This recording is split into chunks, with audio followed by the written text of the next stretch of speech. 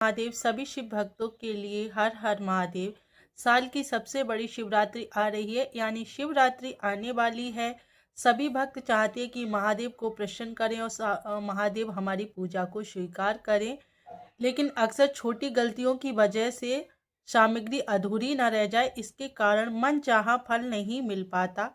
आज के इस वीडियो में हम इसी पर चर्चा करेंगे। परम पूज्य गुरुदेव जी महाराज जी के द्वारा बताए गए नियमों सटीक पूजा की सामग्री बताऊंगी, जो महादेव को अत्यंत प्रिय है। अगर आप पहली बार पूजा कर रहे हैं तो ये वीडियो अंत तक जरूर देखें, मेरी आपसे विनम्र प्रार्थना है। मुख्य जानकारी ये है कि सामग्री की लिस्ट क्या होगी और सामग्री में क्या क्या होना आवश्यक है। वैसे तो महादेव को कुछ नहीं चाहिए, भाव के भूखे हैं, लेकिन फिर भी भोलेनाथ बहुत भोले हैं, उन्हें 56 भोग की आवश्यकता नहीं है, वो सिर्फ भाव के ही भूखे हैं। लेकिन फिर भी पूजा की थाली में क्या क्या सामग्री होनी चाहिए, तो शुद्ध जल ले लें, एक तांबे का लोटा ले लें। शुद्ध जल के लिए एक तांबे का लोटा ले लें जिसमें गंगा जल मिला हुआ जल होना चाहिए। दूसरा, अक्षत, याद रहे अक्षत टूटा हुआ बिल्कुल ना हो, साफ वाला, टूटा हुआ ना हो, एकदम आखा चावल होना चाहिए। तीसरा, बेलपत्र, बेलपत्र 3 पत्तियों वाला होना चाहिए, उसमें कटा फटा ना हो, छेद ना हो। दूसरा, और सफेद चंदन महादेव को अति प्रिय है, जो शीतलता देता है।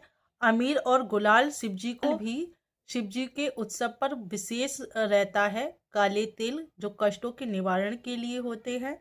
देसी घी का दीपक अवश्य जलाएं, जो आपके जीवन में अंधकार है उसके लिए दूर करेगा। तीसरा विशेष उपाय ये है, महाराज जी का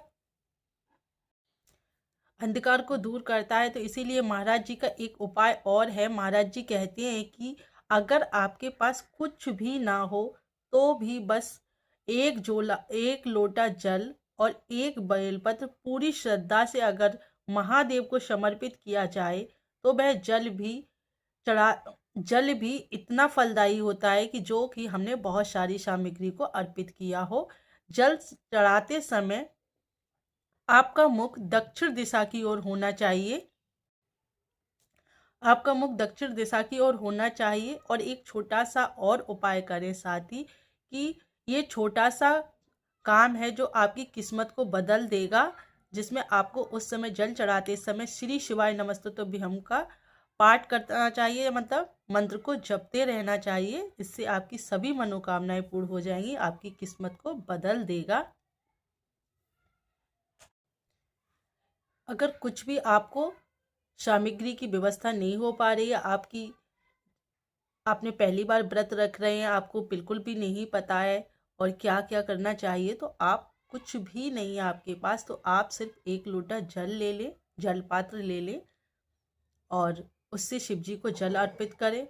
विशेष ध्यान रहे कि मुख आपका दक्षिण दिशा की ओर होना चाहिए। दूसरा, आपको कुछ भी नहीं मिल पा रहा है तो आप एक बेलपत्र ले लें, और कहीं भी ना मिले तो शिव जी पे चढ़ा हुआ बेलपत्र भी हम दोबारा से शिव जी को अर्पित कर सकते हैं। भगवान भोलेनाथ उससे प्रसन्न हो जाते हैं और कुछ अपराध भी नहीं माना जाता है कि हमने बेलपत्र चढ़ा दिया तो नहीं चढ़ाना चाहिए, ऐसा कुछ नहीं है। तो हम उस बेलपत्र को दोबारा शिव जी को वहाँ जल में धोकर और शिव जी पर अर्पित कर सकते हैं। तो शिव जी को जल इस तरीके से अर्पित करें। आपका मुख जो है दक्षिण दिशा में होना चाहिए जल अर्पित करते समय, और बेलपत्र को चढ़ाते समय आप उस ओम नमः शिवाय या श्री शिवाय नमस्तुभ्यं का मंत्र बोलते रहें।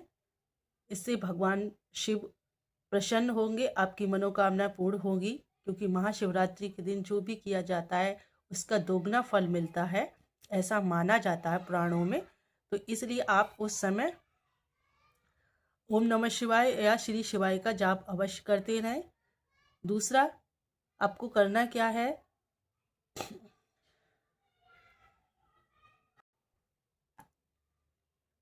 बेलपत्र को आपको अगर नहीं पता हो कि बेलपत्र हमें किस तरीके से चढ़ाना चाहिए, तो बेलपत्र का जो हिस्सा होता है वो ऐसे करके चढ़ाना चाहिए, उल्टा चढ़ाना चाहिए। चिकना जो भाग होता है वो शिव जी की तरफ होना चाहिए और खुरखुरा भाग जो होता है वो ऊपर की ओर होना चाहिए। तो इस तरीके से बेलपत्र को हमें शिव जी को अर्पित करना चाहिए। उम्मीद करती हूँ आपको ये जानकारी अच्छी लगी होगी कि शिवरात्रि पर हमें व्रत रखना चाहिए। पूजा की विधि विधान क्या है वो मैंने आपको बता दिया कि अगर हो सके तो ये सारी सामग्री आप शिव जी के मंदिर में जाके अर्पित कर सकते हैं। अगर आपके पास ये सारी सामग्री नहीं है तो आप 1 लोटा जल और 1 बेलपत्र जो टूटा फूटा कटा फिटा ना हो, और वो भी आपको अगर नहीं मिल पा रहा है तो शिव जी पे चढ़ा हुआ बेलपत्र ही आप शिव जी को अर्पित कर सकते हैं। वहाँ से उठाकर और धो लीजिए और शिव जी को अपने भाव से, श्रद्धा से, आपके भाव में श्रद्धा होनी चाहिए और शिव जी को आप बिल्कुल अर्पित कर सकते हैं। महादेव उसके लिए स्वीकार कर लेते हैं। महादेव बहुत ही भोलेनाथ हैं, वो बहुत जल्दी प्रसन्न हो जाते हैं और देवी देवताओं की अपेक्षा महादेव जो है जल्दी प्रसन्न हो जाते हैं। उन्हें बहुत ज़्यादा 56 भोग, बहुत ज़्यादा पूजा विधि विधान नहीं चाहिए। भक्त का भाव अगर सच्चा हो तो महादेव हमारे प्रसन्न हो ही जाते हैं, क्योंकि वो इतने भोले हैं, उनका नाम ही भोलेनाथ है। तो इससे तो सिद्ध होता है कि वो बहुत दयालु हैं, बहुत ही कृपालु हैं, सबकी अर्जी सुन लेते हैं। अगर शिवरात्रि के दिन अगर विशेष रूप से आप बहुत परेशान हैं, दुखी हैं, अगर इस तरीके से आप भगवान को प्रार्थना करें महादेव से हाथ जोड़कर, तो वो आपकी प्रार्थना अवश्य सुन लेते हैं। हर हर महादेव सभी शिव भक्तों के लिए। आप हमारे नए चैनल पर नए परिवार में जुड़ें और अपनी कोई भी राय हो वो कमेंट में ज़रूर लिखें। और आप महादेव के सच्चे भक्त हैं तो ज़रूर ओम नमः शिवाय या श्री शिवाय नमस्तुभ्यं कमेंट में ज़रूर लिखें। मैं आपकी बहुत बहुत आभारी हूँ। अगर थोड़ी सी भी आपको जानकारी हमारे चैनल के द्वारा, हमारी वीडियो के द्वारा अच्छी लगी हो तो चैनल को लाइक और कमेंट शेयर करना ना भूलें। उम्मीद करूँगी कि आप लोगों को अच्छा लगा होगा और महादेव से मैं प्रार्थना करूँगी कि इस शिवरात्रि आपकी सभी मनोकामनाएं पूर्ण हो जाएं और आपके जो भी कार्य हों वो संपन्न हो जाएं। महादेव की आप पर अति कृपा बरसे इस शिवरात्रि। तो आप जरूर व्रत कीजिएगा, इस विधि विधान के साथ कीजिए, महादेव को नमन कीजिए। महादेव आपकी सभी मनोकामनाएं पूर्ण करेंगे। हर हर महादेव। श्री शिवाय नमस्तुभ्यं। फिर मिलते हैं नेक्स्ट वीडियो में।